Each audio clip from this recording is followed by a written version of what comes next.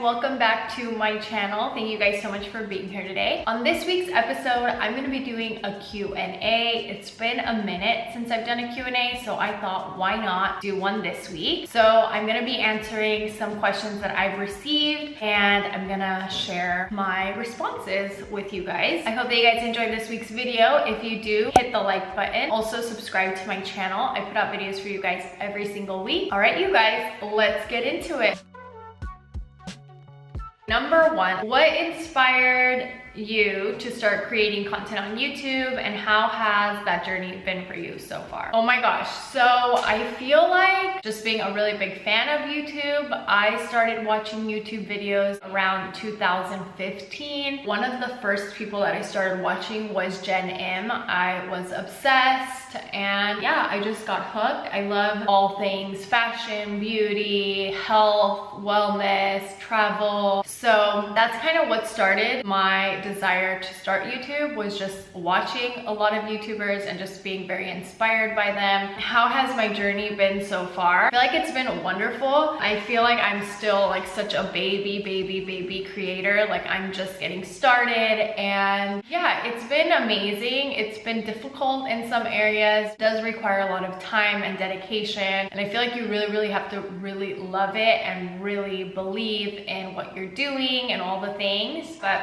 I love doing this. I love doing YouTube. It's such a fun thing for me. It's such a creative thing for me. So it's been really nice to be able to use my creative juices, my creative energy. I feel like it's also helped me grow a lot personally. I definitely feel like you have to kind of grow confidence and a thick skin. It's not the easiest thing in the world to be creative very publicly, but I feel like there's a really nice part in that you just grow a lot of self-confidence. And I feel like that is one of the biggest things that I've gained in this YouTube journey, is just my confidence. So yeah, I'm gonna try to be short with these answers, but I feel like they might not be that short. Hopefully I can make them short.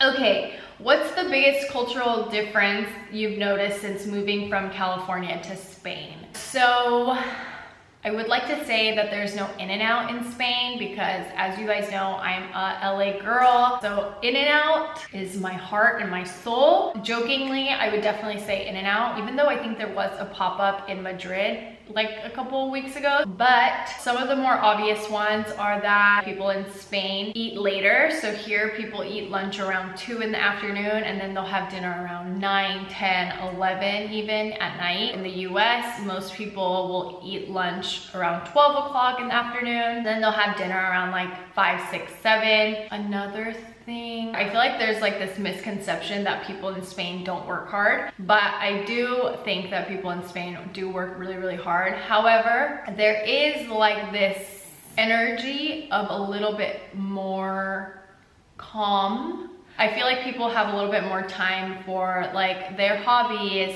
their interests, their family. I also feel like people think that people in Spain drink a lot, and I feel like it's true. Like there is a lot of like wine available, and wine is a lot cheaper in Spain. However, it's not like people drink the way that people drink in the US. I feel like in the US, people really, when they're thinking of drinking, it's like really hardcore. Like in Spain, I feel like it's like a more cultural thing. Like they'll have like a glass of wine with dinner. I feel like they're more controlled with those types of things. Another thing that is kind of like a big one would be like the way that the Spanish system takes care of like the people in the sense of healthcare and things like that, which in the US, it's not really the greatest because healthcare is so expensive. Okay. Next question. If you could only make videos about one topic for the rest of your life, what would it be and why?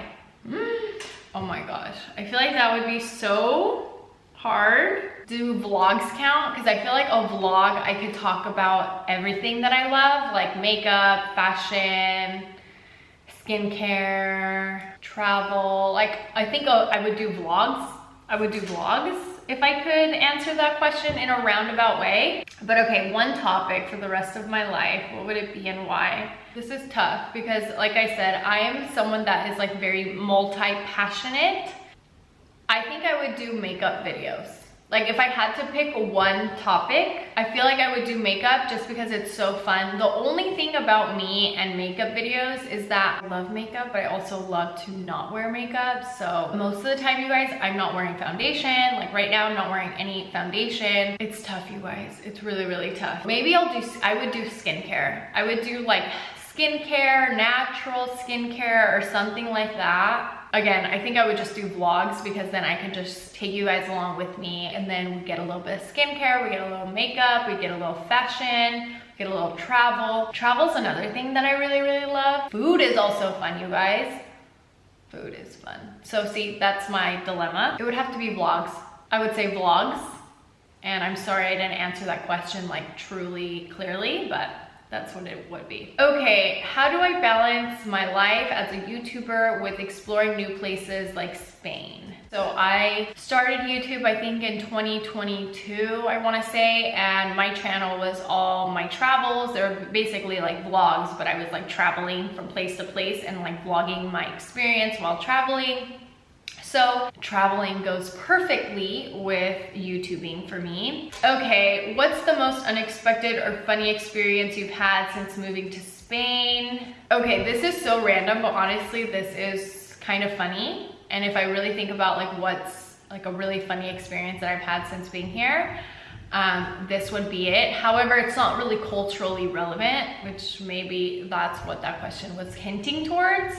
Anyways, you guys, when I came to Spain, I joined a gym, and at that gym, I started taking Zumba classes because Zumba is like one of my favorite things to do ever. Well, dancing is one of my favorite things to do ever. And so one day I was at this Zumba class, I was having such a good time. Literally, you guys, the class was probably already 45 minutes in. And there was a guy in the class that day. He was kind of like right next to me, and in between like the songs, like we're transitioning to like a new dance or whatever, he goes, hey, I have some chocolate, do you want some? And you guys, the chocolate was not even, it wasn't even wrapped. It was just like a free floating chocolate that he had in his hand. 45 minutes in. Obviously, I said no thank you. That was odd. Okay, as a YouTuber, how do I deal with creative burnout, if at all?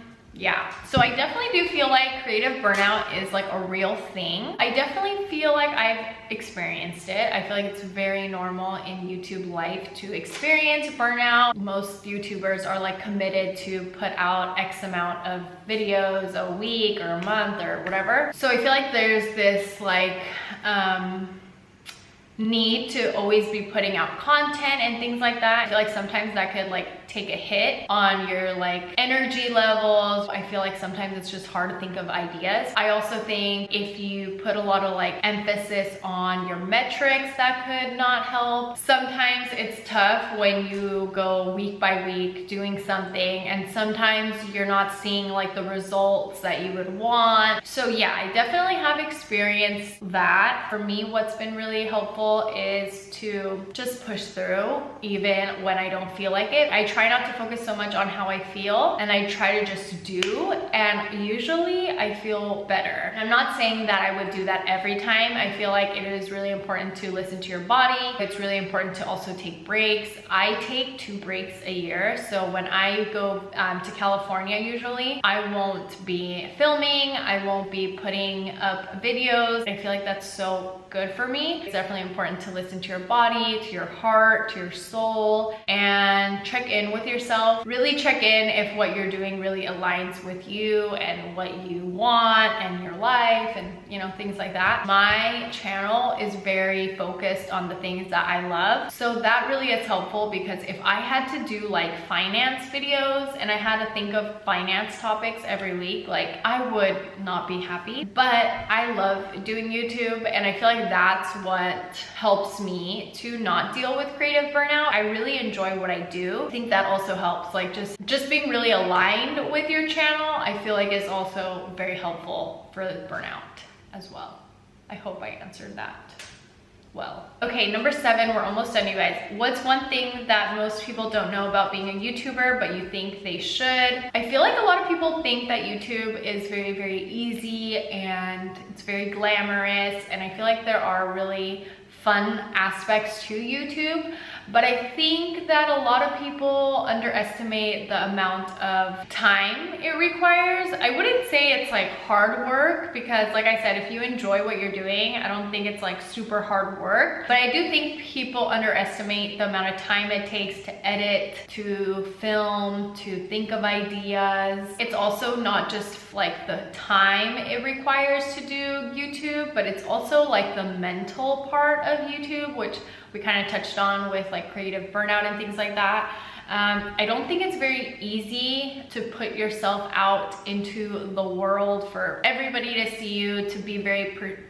perceived. I feel like it does take a toll on a lot of people. So I feel like that's important to understand. Also, of course, you have to think about like privacy and all those things that I think some people think about and some people don't think about, but I do think it's an important thing to think about when you are doing a YouTube channel. Like, people are gonna see you, so I feel like it's important to have boundaries about what you want to share, what you don't want to share, things like that. Number 8, did I tell you guys that there was 10 questions? There's 10 questions. Okay, number 8, California or Spain? What do you miss most about each place? Okay, well, thankfully I get to call Spain like my home and California my home. So thankfully I don't have to miss too many things about each. But one of the main things that I miss about California is obviously my family. My family is mainly in California, so I definitely miss California for my family. Also miss In-N-Out. Like, In-N-Out is so good. Leave me a comment letting me know if you guys think that Shake Shack or In-N-Out is better. I know this is very controversial, but me and my boyfriend go back and forth about this question. So I would just like to know if anybody has tried Shake Shack, and if anybody has tried In-N-Out, leave me a comment letting me know what your favorite between those two is, because I would love to know. You guys probably know what I think.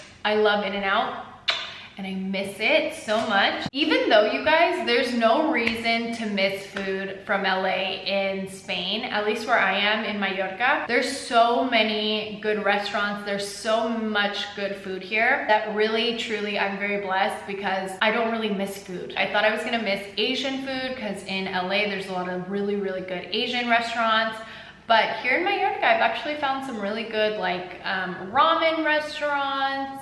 Mainly ramen, but still, like, I freaking love ramen. So they also have like Asian markets here, so I could buy kimchi and I could like buy like a lot of like Asian things. So you don't have to miss a lot of food, but of course In-N-Out I have to. What else do I miss? Weirdly, I miss driving around. Here I walk a lot, which I also love, so it's kind of weird that I miss driving sometimes. Breakfast burritos, like a really good breakfast burrito like from Bravo Burger, I miss probably, because here it's not so easy to find a breakfast burrito. That's basically it. I don't really have a chance to miss Spain a ton, but I love the culture. I love Latin culture just because I'm Latin. I love hearing people speak Spanish. I love speaking in Spanish. They have a really good wine and cheap wine, you guys. You can literally get a bomb wine for like €1 or €2 here. It's crazy. I like the pace of life in Spain. I like that it's a little bit slower pace. So yeah. Okay, number 9. Do I have any favorite hidden spots in Spain that you've discovered so far?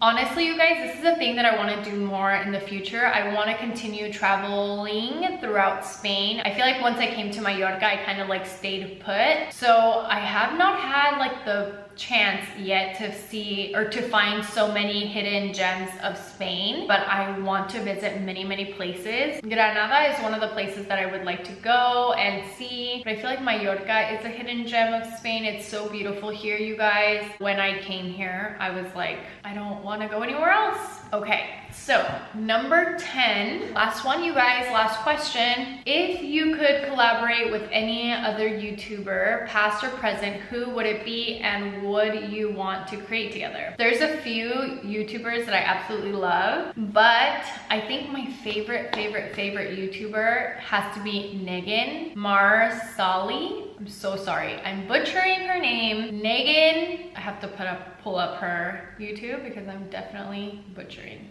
her name. Marsalei. This one. I think she's like my top favorite out of many. I also have like Katie. I think she used to be Luster Lux. I used to love watching her. She's more like a makeup YouTuber. I like Laura Lee. I love Emma Chamberlain. I feel like Emma Chamberlain is awesome. I would love to meet all of them if I could collaborate with another YouTuber, past and present. So my favorite YouTuber is Megan. I just love her style. I love her beauty stuff. I love her relationship that she has with her husband. I love her vibe, everything. I don't think she posts a ton anymore because she has babies. I would love to create with her one day. I feel like we would do fashion stuff and maybe makeup stuff, or maybe we would hang out in LA and do something, because I know she likes to travel to LA every once in a while. And me being from LA, I could show her around. So I would love to do that. All right, you guys, that was it. I hope that you guys enjoyed this week's video. I hope that you guys learned something. This was kind of a lot of YouTube-y questions, so hopefully that helps anybody who is thinking about becoming a YouTuber, starting a YouTube channel. If you guys have any questions for me, leave them in the comment section and I will get back to you guys. And if you enjoyed this week's video, hit the like button and subscribe to my channel. I put out videos for you guys every single week. I love you guys all so much, and I'll see you guys next week for another video. Mwah. Bye!